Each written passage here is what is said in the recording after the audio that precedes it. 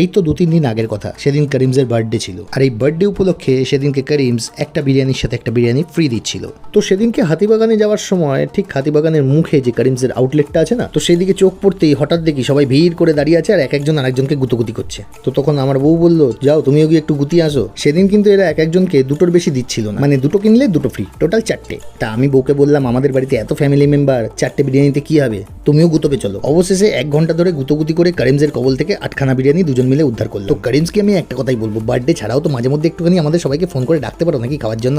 আচ্ছা ঠিক আছে বাবা, ঠিক আছে, তুমি যদি নাও ডাকো তাই বলে কি আমি নেমোখানামি করবো?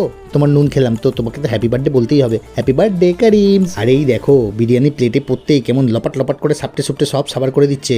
স্বাভাবিক ব্যাপার, করিমসের বিরিয়ানি বলে কথা, খুব সুস্বাদু। তা তোমরা কারা কারা করিমসের বিরিয়ানি খেয়েছো আর তোমাদের কেমন লাগে অবশ্যই কমেন্ট করে জানিও। আর ভিডিওটা ভালো লাগলে অবশ্যই ভিডিওটাকে একটা লাইক করো আর শেয়ার করে দিও। আর যারা নতুন আছো তারা আমাদের চ্যানেলটাকে ফলো করতে ভুলো না।